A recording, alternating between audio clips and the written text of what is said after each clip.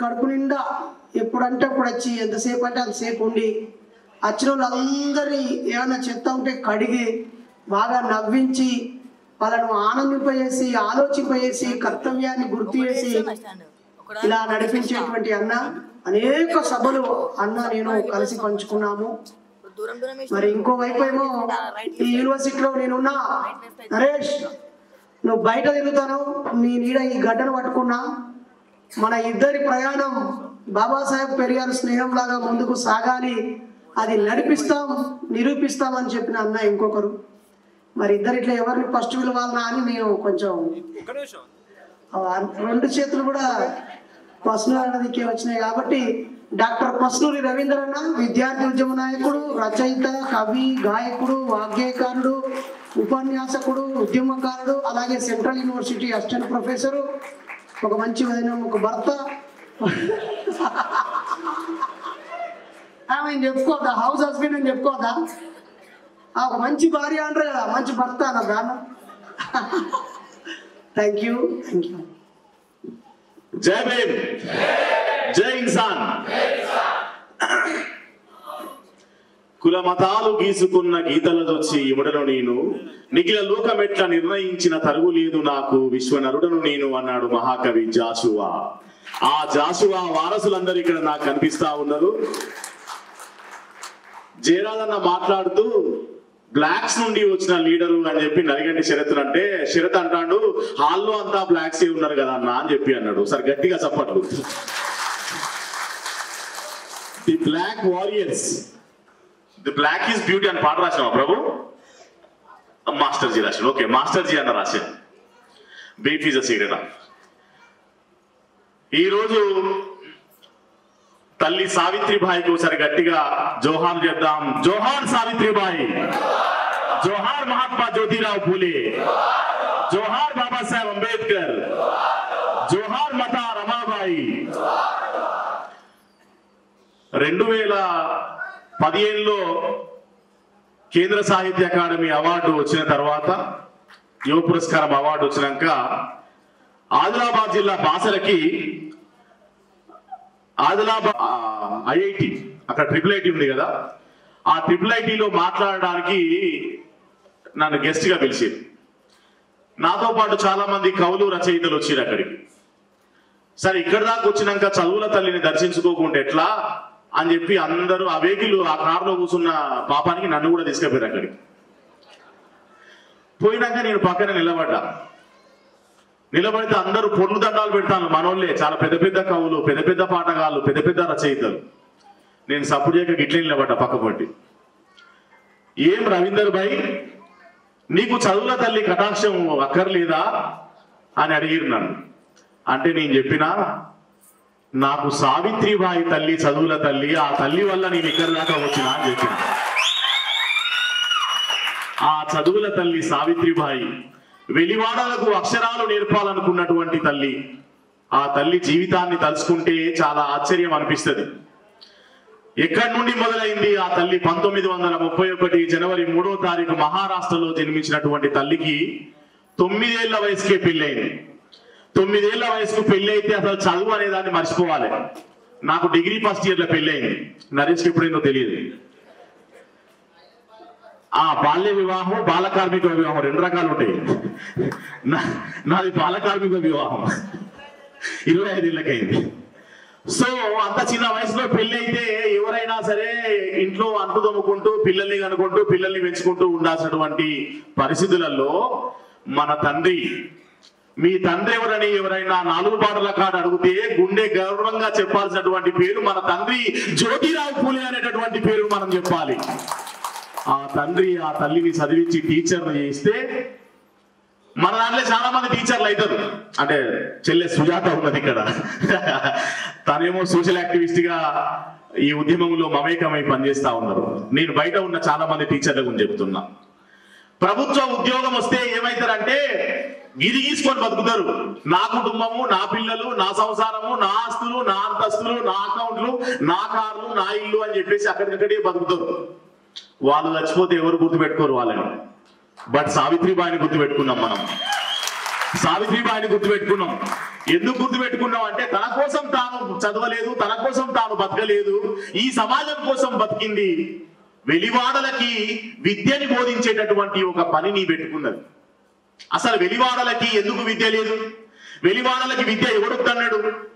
ఇవాళ చాలా మంది మాట్లాడుతున్నారు కదా, ఈ దేశ చరిత్ర గొప్పది, ఈ దేశ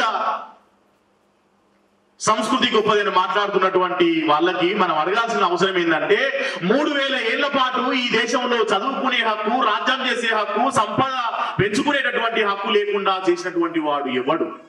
ఎందుకు వెలివాడలు ఉన్నాయి? ఎందుకు చాతుర్వర్ణ కుల వ్యవస్థ ఉన్నది?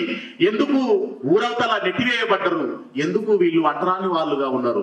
నేను ప్రౌడ్ గా చెప్తా ఉన్నా, ఇవాళ మీ ముందు ఇక్కడ నేను సూట్ వేసుకొని నిలబడ్డానంటే కారణం పూలే దంపతులు, మహాత్మా జ్యోతిరావు పూలే, సావిత్రిబాయి ఇచ్చినటువంటి స్ఫూర్తి. మరి అట్లాంటి రోజులలో వాళ్ళకి చదువుకోవడానికి హక్కు లేకుంటే తల్లి సావిత్రిబాయి అక్కడికి పోయి చదువు చెప్తే ఊకుంటారా పండితులు?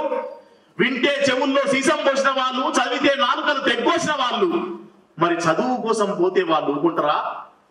పెండ నీళ్లు కలిపి ఆ తల్లి మీద పోసారు, పేడ నీళ్లు. మనందరికి తెలుసు కదా ఈ విషయం. సావిత్రిబాయి ఎన్ని కష్టాలు పడ్డది. అదే అక్కడ మనలాంటి వాళ్ళు ఎవరన్నా ఉంటే వద్దులే అని చెప్పేసి ఇంటికి పోయి సప్పుడు చేయక సిద్ధంగా కప్పుకొని పండుకుంటాం మనం. కానీ ఆనాడు పూలే ఏమన్నాడో తెలుసా? సావిత్రి, నువ్వు ఆగతిక్కడ వాళ్ళకు చదువు చెప్పడానికి నీ మీద పేడ నీళ్లు పోస్తే, బురద నీళ్లు పోస్తే నువ్వు ఇంకొక చీర పట్టుకొని పోయి అక్కడ కట్టుకొనైనా సరే చదువు చెప్పని చెప్పిన నా తండ్రి పూలే. అది సావిత్రిబాయి, జ్యోతిబా పూలే యొక్క స్ఫూర్తి. వాళ్ళు చదువు చెప్పి విద్యని వ్యాప్తి చేయడం కోసం మొట్టమొదట ఎంచుకున్నటువంటి రంగం ఆడపిల్లలకి చదువు నేర్పాల్సిన బాధ్యత. నాకు ఆడపిల్లల చదువు అన్నప్పుడు అలా చాలా సార్లు ఒక చిన్న షార్ట్ ఫిలిం గుర్తొస్తుంది. ఇంటర్నేషనల్ షార్ట్ ఫిలిం కాంపిటీషన్ లో ఆ షార్ట్ ఫిలిం కి ఫస్ట్ ప్రైజ్ వచ్చింది. ఆ షార్ట్ ఫిలిం ఏంటంటే మీరు కూడా చెప్పాలి. ఒక గుడిసె ముందు 6-7 సంవత్సరాల వయసున్న పిల్ల, 6-7 సంవత్సరాల వయసున్న అమ్మాయి స్కిప్పింగ్ ఆట ఆడుకుంటున్నదట. ఆడుతుంటే లోపల ఒక పసిపాప ఏడుపు వినపడ్డది. ఈమె స్కిప్పింగ్ తాడు అక్కడ వేసి లోపలి పోయి ఆ పసిపాపను ఊరుకుంచింది. సౌండ్ ఆగిపోయిందే మనకు చూపిస్తాడు. తర్వాత బయటకు వచ్చి మళ్ళీ స్కిప్పింగ్ ఆడుతుంటది, లోపటి నుండి మళ్ళీ ఏడుపు వినపడుతుంది. మళ్ళీ తాడకడేసిపోయి మళ్ళీ ఊరుకొస్తుంది, మళ్ళీ వచ్చి ఆడుతుంది, మళ్ళీ వస్తుంది. వాడు ఆఖరికి టైటిల్ ఏమి ఇచ్చాడో తెలుసా?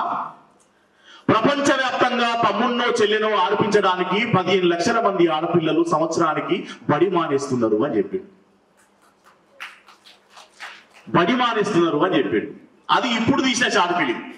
మరి ఆనాడు ఆడపిల్లలకి చదువు లేదు కదా, ఇవాళ్ళే అంటున్నారు ఆడపిల్లకైతే ఒక రకమైన చదువు, అబ్బాయిలకైతే ఒక రకమైన చదువు. మన బైనరీస్కి 2 కొడుకులే ఉన్నట్టున్నారు. ఒక ఆడపిల్ల ఉంటే తెలుస్తుంది ఆ కష్టం. అంటే ఆడపిల్లని ఏమనుకుంటారంటే బిఏ చదివినా బియ్యం కడగాల్సిందే, ఈమె చదివి రాజ్యాలే లేదు ఉన్నదా అని మన ముసలోళ్ళు అంటారు. ఇప్పుడు మన అమ్మ నాన్న అంటలేదులే కానీ మనం కూడా అంటలేము. కానీ అట్లాంటి రోజులలో ఆడపిల్లలకి చదువు చెప్పడం కోసం వాళ్ళు 4 ఏళ్లలో 20 పాఠశాలలు పెట్టిళ్ళు. గట్టిగా కొట్టాలి చప్పట్లు సావిత్రిబాయి. ఒక ఏడాదిలో 20 పాఠశాలలు పెట్టినటువంటి చరిత్ర. ఆడపిల్లల విద్యా వ్యాప్తి కోసం వాళ్ళ జీవిత కాలంలో 52 పాఠశాలలు పెట్టారు. మరి ఇవాళ సావిత్రిబాయిని కేవలం విద్యా సంఘ సంస్కర్తగా మాత్రమే మనం చూడలేము. ఆమె రేపు బైరి నరేషు మూఢనమ్మకాల నిర్మూలన సంఘం ఒకటి పుడుతుంది అని ఆనాడే మూఢనమ్మకాల వ్యతిరేకంగా దారులేసినటువంటి తల్లి మన సావిత్రిబాయి అనేటటువంటి విషయాన్ని మనం గుర్తుపెట్టుకోవాలి. శిరో మున్నరాలు చేసిర్రు, భర్త చచ్చిపోతే భార్యను మంటల్లో వేసి కాల్చిళ్ళు.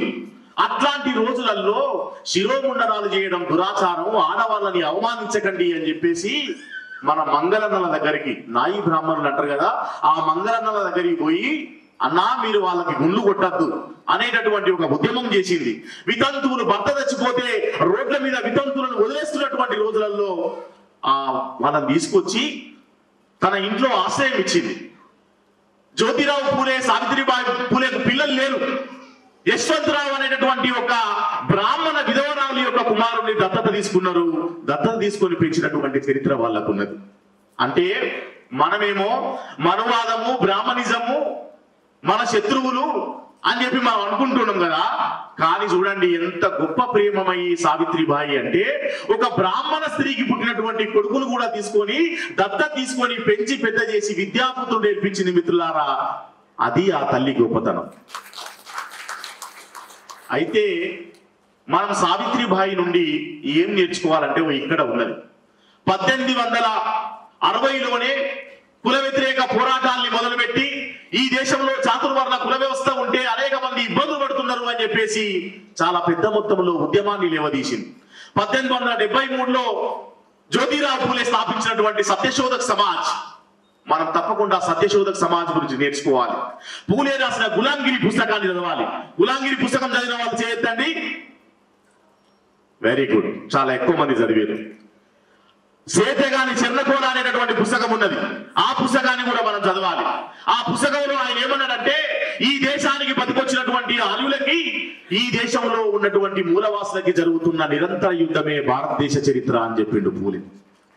కాబట్టి ఇవాళ మనం గుర్తుపెట్టుకోవాల్సింది ఏంటంటే, గౌతమ బుద్ధుని వారసునిగా సావిత్రిబాయి పూలే, జ్యోతిరావు పూలే వచ్చారు.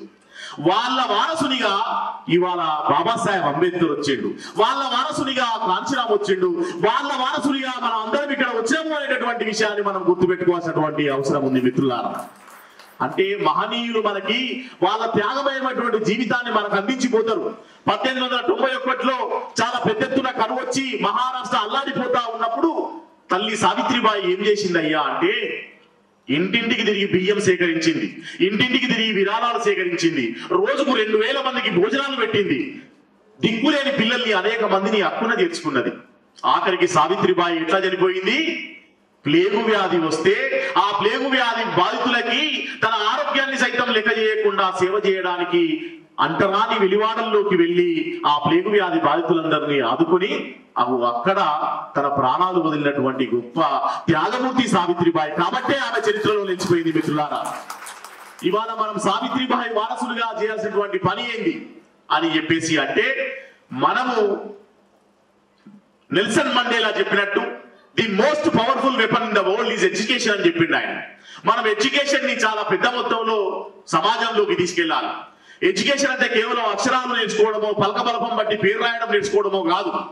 ఈ సమాజాన్ని గురించి అర్థం చేసుకునేటటువంటి ఒక చైతన్యాన్ని, ఒక జ్ఞానాన్ని అందించినప్పుడు మాత్రమే అది ఎడ్యుకేషన్ కిందికి వస్తుంది తప్ప కేవలం ఏదో చదవడమో రాయడమో వస్తే చదువు వచ్చినట్టు కాదు. కాబట్టి ఆ బాధ్యతను మనం ముందుకు తీసుకుపోవాలి. అట్లాగే నేను ఎంఎన్ఎస్ విషయంలో ఒక సంతోషకరమైన వార్తను వ్యక్తం చేస్తున్నా. ఇవాళ పార్లమెంటు వేదికగా అంబేద్కర్ ని అవమానిస్తున్నటువంటి మూర్ఖులకు చెక్కు పెట్టేటటువంటి సంఘం ఏదైనా ఉంది అని చెప్పేసి అంటే అది ఎంఎన్ఎస్ అని చెప్పేసి నేను భావిస్తా ఉన్నా. జై భీమ్, జై భీమ్, జై ఇన్సాన్. కాబట్టి ఇవాళ పెద్ద మొత్తంలో పెరిగిపోతున్నటువంటి మతోన్మాదులకి ఈ దేశంలో స్థానం లేకుండా చేయాల్సిన అవసరం ఉంది. ఈ దేశం స్వేచ్ఛ, సమానత్వం, సౌభ్రాతృత్వం విలువలతోటి కూడుకున్నటువంటి సమాజంగా దీన్ని తీర్చిదిద్దాల్సినటువంటి అవసరం ఉంది. భారత రాజ్యాంగాన్ని మనం కాపాడుకోవాల్సినటువంటి అవసరం ఉంది. ఆ దిశగా మనం పనిచేసినప్పుడు మాత్రమే మనం నిజమైన పూలే దంపతుల వారసులమైతం తప్ప ఇంకో రకంగా కాదు. ఇంతకుముందు బాలలక్ష్మి మాట్లాడుతూ గొప్ప మాట చెప్పింది, ఎడ్యుకేషన్ ని పెంచాల్సినటువంటి అవసరం ఉంది అని. నేనేమంటున్నా అంటే, ఎడ్యుకేషన్ తో పాటు మనోళ్ళు ఇంకొక 2 పనులు చేయాలి. ఒకటి, వ్యాపార రంగంలోకి రావాలి. మనోళ్ళందరూ గొప్ప గొప్ప వ్యాపారవేత్తలై ఉద్యోగాలు అడుక్కోవడం కాదు, ఉద్యోగాలు ఇచ్చేటటువంటి స్థాయికి ఎంఎన్ఎస్ ఎదగాలని చెప్పేసి నేను భావిస్తా ఉన్నా. మొత్తం బహుజన సమాజం ఆ దిశగా ఎదగాల్సినటువంటి అవసరం ఉంది అని చెప్పి నేను భావిస్తా ఉన్నా. ఆ తర్వాత మనం చేయాల్సిన పని ఏంటంటే, ఎడ్యుకేషన్, ఎంప్లాయ్మెంట్ తో పాటుగా ఈ దేశాన్ని పాలించేటటువంటి పాలకులుగా ఎదిగి రాజ్యాధికారాన్ని సాధించేటటువంటి దిశగా కూడా మనం ముందుకు సాగాల్సినటువంటి అవసరం ఉంది. ఎందుకంటే ఇంతకుముందే పద్మశ్రీ నర్రా రవికుమార్ అన్న చెప్పిండు, పూలే కూడా ఆనాడు ఒక కాంట్రాక్టర్ గా పనిచేసిండు అని చెప్పి. కాబట్టి అట్లాంటి ఒక స్ఫూర్తితోటి ఈ సమాజంలో మనం తలెత్తుకొని ఆత్మగౌరవంతో జీవించాలి అని చెప్పేసి అంటే, వాళ్ళు చేసినటువంటి పనుల్ని ఈ కాలంలో కూడా మనం చేసి ముందుకు సాగినప్పుడు మాత్రమే దానికి విలువ ఉంటుంది అని చెప్పి తెలియజేస్తూ, మరి ఈ బ్లాక్ వారియర్స్ రేపు సమాజానికి చాలా గొప్ప చైతన్యాన్ని అందించేటటువంటి దాంట్లో ఇంత కమిట్మెంట్ తోటి నేను నరేష్ అడిగిన, ఠాగూర్ ఆడిటోరియం చాలా పెద్దగా ఉంటది, అందులో ఎందుకు పెట్టిన నరేష్, అంతమంది వస్తారా మన సైనికులు అని అన్నా. అంటే అన్నాడు, అన్న మేము 600-700 మందికి చెప్పినాం, 1000 మంది వస్తారన్నా అన్నాడు. 1000 దాటిల్ని ఇక్కడ గట్టిగా సఫర్లు కొట్టాడు. That is the commitment. అట్లాంటి కమిట్మెంట్ తోటి ఇవాళ ఏపీలో, కర్ణాటకలో, అన్ని రాష్ట్రాల్లోకి విస్తరిస్తున్నందుకు నాకు చాలా సంతోషంగా ఉంది. అయితే పెద్దలు భరద్వాజ గారు చెప్పినట్టు శత్రువు మనకు చుట్టూ ఉన్నాడు. శత్రువు 100 అడుగులు వేస్తే 100 ప్లాన్లు వేస్తే మనం 1000 అడుగులు వేయాల్సినటువంటి అవసరం ఉంది, 1000 ప్లాన్లు వేయాల్సినటువంటి అవసరం ఉంది, మన సంఖ్యను పెంచుకోవాల్సినటువంటి అవసరం ఉంది. ముఖ్యంగా జ్ఞానవంతులను తయారు చేసుకోవాలి. ఎందుకంటే ఇవాళ జ్ఞానంతో భావజాలాల మధ్య యుద్ధం జరుగుతూ ఉన్నది. ఫేస్బుక్లలో, వాట్సాప్లలో బిడిబిడి జ్ఞానంతో చరిత్ర తెలియనటువంటి వాళ్ళు అనేక మంది రకరకాల అపోహలు, వక్రీకరణలు, ద్వేషాలు, అసూయలు, అసహనాలు వ్యక్తం చేస్తూ ఉన్నటువంటి కాలంలో మనం ఉన్నాం. కాబట్టి ఖచ్చితంగా ప్రతి ఎంఎన్ఎస్ కార్యకర్త ఒక జ్ఞాన యోధుడై నిలబడాలని చెప్పి తెలియజేస్తూ నాకు ఈ అవకాశం ఇచ్చినందుకు జై భీమ్, జై హింద్. ఐఐటి అక్కడ IIIT ఉంది కదా, ఆ IIITలో మాట్లాడడానికి నన్ను గెస్ట్ గా పిలిచారు. నాతో పాటు చాలా మంది కవులు, రచయితలు వచ్చారు అక్కడికి. సరే ఇక్కడ దాకా వచ్చినాక చదువుల తల్లిని దర్శించుకోకుండా ఎట్లా అని చెప్పి అందరూ ఆ వెహికల్, ఆ కారులో కూర్చున్న పాపానికి నన్ను కూడా తీసుకెళ్ళారు. అక్కడికి పోయినాక నేను పక్కన నిలబడితే అందరూ పొర్లు దండాలు పెడతాను. మనోళ్ళే చాలా పెద్ద పెద్ద కవులు, పెద్ద పెద్ద పాటగాళ్ళు, పెద్ద పెద్ద రచయితలు. నేను సపోర్ట్ చేయక గిట్లే నిలబడ్డా పక్కపట్టి. ఏం రవీందర్ భాయ్, నీకు చదువుల తల్లి కటాక్షం అక్కర్లేదా అని అడిగిరు నన్ను. అంటే నేను చెప్పినా, నాకు సావిత్రిబాయి తల్లి చదువుల తల్లి, ఆ తల్లి వల్ల నేను ఇక్కడ దాకా వచ్చినా అని చెప్పిన. ఆ చదువుల తల్లి సావిత్రిబాయి వెలివాడలకు అక్షరాలు నేర్పాలనుకున్నటువంటి తల్లి. ఆ తల్లి జీవితాన్ని తలుచుకుంటే చాలా ఆశ్చర్యం అనిపిస్తుంది. ఎక్కడి నుండి మొదలైంది ఆ తల్లి? 1931 జనవరి 3వ తారీఖు మహారాష్ట్రలో జన్మించినటువంటి తల్లికి 9 ఏళ్ల వయసుకే పెళ్ళైంది. 9 ఏళ్ల వయసుకు పెళ్లి అయితే అసలు చదువు అనే దాన్ని మర్చిపోవాలి. నాకు డిగ్రీ ఫస్ట్ ఇయర్ లో పెళ్ళయింది. నరేష్కి ఎప్పుడైందో తెలియదు. బాల్య వివాహం, బాల కార్మిక వివాహం 2 రకాలు ఉంటాయి. నాది బాల కార్మిక వివాహం, 25 ఏళ్ళకైంది. సో అంత చిన్న వయసులో పెళ్లి అయితే ఎవరైనా సరే ఇంట్లో అంటు తమ్ముకుంటూ, పిల్లల్ని కనుకుంటూ, పిల్లల్ని పెంచుకుంటూ ఉండాల్సినటువంటి పరిస్థితులలో మన తండ్రి, మీ తండ్రి ఎవరని ఎవరైనా 4 పాటల కాడ అడిగితే గుండె గౌరవంగా చెప్పాల్సినటువంటి పేరు మన తండ్రి జ్యోతిరావు పూలే అనేటటువంటి పేరు మనం చెప్పాలి. ఆ తండ్రి ఆ తల్లిని చదివించి టీచర్లు చేస్తే మన దాంట్లో చాలా మంది టీచర్లు అవుతారు. అంటే చెల్లె సుజాత ఉన్నది ఇక్కడ, తనేమో సోషల్ యాక్టివిస్ట్ గా ఈ ఉద్యమంలో మమేకమై పనిచేస్తా ఉన్నారు. నేను బయట ఉన్న చాలా మంది టీచర్ల గురించి చెప్తున్నా. ప్రభుత్వ ఉద్యోగం వస్తే ఏమైతారంటే గిరి గీసుకొని బతుకుతారు. నా కుటుంబము, నా పిల్లలు, నా సంసారము, నా ఆస్తులు, నా అంతస్తులు, నా అకౌంట్లు, నా కార్లు, నా ఇల్లు అని చెప్పేసి అక్కడికక్కడే బతుకుతారు. వాళ్ళు చచ్చిపోతే ఎవరు గుర్తుపెట్టుకోరు వాళ్ళని. బట్ సావిత్రిబాయిని గుర్తుపెట్టుకున్నాం మనం. సావిత్రిబాయిని గుర్తుపెట్టుకున్నాం. ఎందుకు గుర్తుపెట్టుకున్నాం అంటే తన కోసం తాను చదవలేదు, తన కోసం తాను బతకలేదు, ఈ సమాజం కోసం బతికింది. వెలివాడలకి విద్యని బోధించేటటువంటి ఒక పనిని పెట్టుకున్నది. అసలు వెలివాడలకి ఎందుకు విద్య లేదు? వెలివాడలకి విద్య ఎవడొద్దన్నాడు? ఇవాళ చాలా మంది మాట్లాడుతున్నారు కదా, ఈ దేశ చరిత్ర గొప్పది, ఈ దేశ సంస్కృతి గొప్పది అని మాట్లాడుతున్నటువంటి వాళ్ళకి మనం అడగాల్సిన అవసరం ఏంటంటే, 3000 ఏళ్ల పాటు ఈ దేశంలో చదువుకునే హక్కు, రాజ్యం చేసే హక్కు, సంపద పెంచుకునేటటువంటి హక్కు లేకుండా చేసినటువంటి వాడు ఎవడు? ఎందుకు వెలివాడలు ఉన్నాయి? ఎందుకు చాతుర్వర్ణ కుల వ్యవస్థ ఉన్నది? ఎందుకు ఊరవతల నెట్టివేయబడ్డరు? ఎందుకు వీళ్ళు అంటరాని వాళ్ళుగా ఉన్నారు? నేను ప్రౌడ్ గా చెప్తా ఉన్నా, ఇవాళ మేము ముందు ఇక్కడ సూట్ వేసుకొని నిలబడ్డానంటే కారణం పూలే దంపతులు, మహాత్మా జ్యోతిరావు పూలే, సావిత్రిబాయి ఇచ్చినటువంటి స్ఫూర్తి.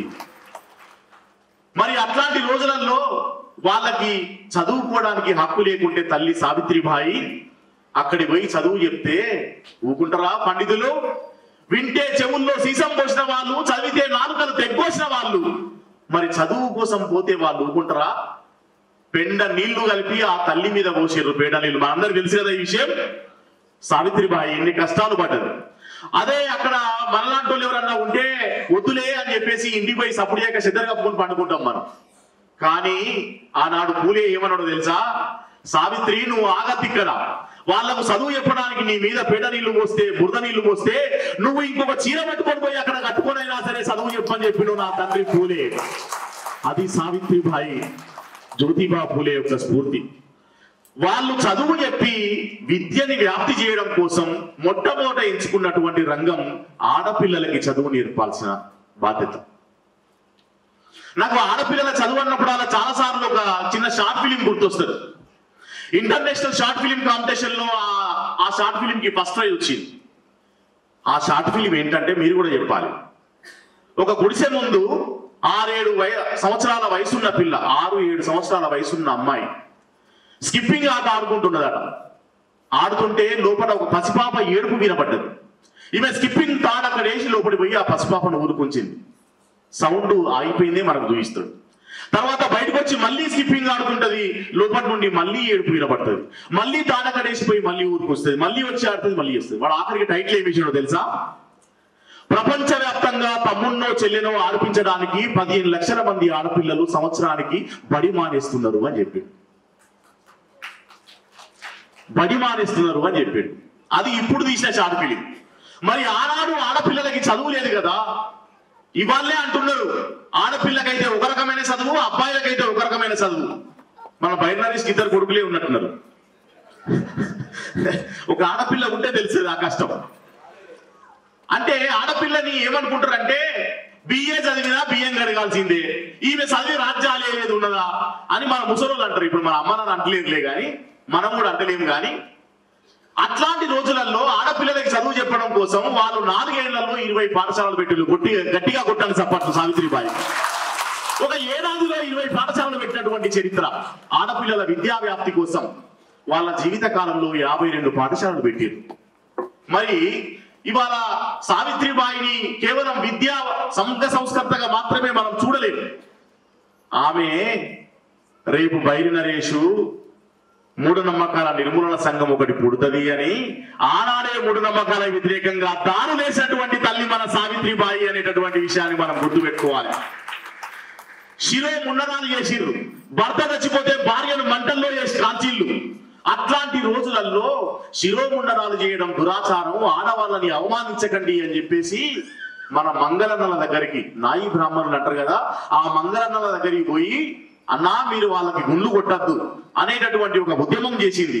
వితంతువులు భర్త చచ్చిపోతే రోడ్ల మీద వితంతువులను వదిలేస్తున్నటువంటి రోజులలో వాళ్ళని తీసుకొచ్చి తన ఇంట్లో ఆశ్రయం ఇచ్చింది. జ్యోతిరావు పూలే, సావిత్రిబాయి పూలేకు పిల్లలు లేరు. యశ్వంతరావు అనేటటువంటి ఒక బ్రాహ్మణ విధవరావుల యొక్క కుమారుని దత్తత తీసుకున్నారు. దత్తత తీసుకొని పెంచినటువంటి చరిత్ర వాళ్ళకున్నది. అంటే మనమేమో మనువాదము, బ్రాహ్మణిజము మన శత్రువులు అని చెప్పి మనం అనుకుంటున్నాం కదా. కానీ చూడండి ఎంత గొప్ప ప్రేమమయ్యి సావిత్రిబాయి అంటే, ఒక బ్రాహ్మణ స్త్రీకి పుట్టినటువంటి కొడుకును కూడా తీసుకొని దత్తత తీసుకొని పెంచి పెద్ద చేసి విద్యాపుత్రుడు నేర్పించింది. మిత్రులారా, అది ఆ తల్లి గొప్పతనం. అయితే మనం సావిత్రిబాయి నుండి ఏం నేర్చుకోవాలంటే ఇక్కడ ఉన్నది. 1860లోనే కుల వ్యతిరేక పోరాటాల్ని మొదలుపెట్టి ఈ దేశంలో చాతుర్వర్ణ కుల వ్యవస్థ ఉంటే అనేక మంది ఇబ్బందులు పడుతున్నారు అని చెప్పేసి చాలా పెద్ద మొత్తంలో ఉద్యమాన్ని లేవదీసింది. 1873లో జ్యోతిరావు పూలే స్థాపించినటువంటి సత్యశోధక్ సమాజ్, మనం తప్పకుండా సత్యశోధక్ సమాజ్ గురించి నేర్చుకోవాలి. పూలే రాసిన గులాంగిరి పుస్తకాన్ని చదవాలి. గులాంగిరి పుస్తకం చదివిన వాళ్ళు చేయొద్దండి. వెరీ గుడ్, చాలా ఎక్కువ మంది చదివారు. సేతగాని చెన్నకోల అనేటటువంటి పుస్తకం ఉన్నది, ఆ పుస్తకాన్ని కూడా మనం చదవాలి. ఆ పుస్తకంలో ఆయన ఏమన్నాడంటే, ఈ దేశానికి బతికొచ్చినటువంటి ఆర్యులకి ఈ దేశంలో ఉన్నటువంటి మూలవాసులకి జరుగుతున్న నిరంతర యుద్ధమే భారతదేశ చరిత్ర అని చెప్పిండు పూలే. కాబట్టి ఇవాళ మనం గుర్తుపెట్టుకోవాల్సింది ఏంటంటే, గౌతమ బుద్ధుని వారసునిగా సావిత్రిబాయి పూలే, జ్యోతిరావు పూలే వచ్చారు. వాళ్ళ వారసునిగా ఇవాళ బాబాసాహెబ్ అంబేద్కర్ వచ్చిండు, వాళ్ళ వారసునిగా కాంచీరామ్ వచ్చిండు, వాళ్ళ వారసునిగా మనం అందరం ఇక్కడ వచ్చాము అనేటటువంటి విషయాన్ని మనం గుర్తుపెట్టుకోవాల్సినటువంటి అవసరం ఉంది మిత్రులారా. అంటే మహనీయులు మనకి వాళ్ళ త్యాగమయమైనటువంటి జీవితాన్ని మనకు అందించిపోతారు.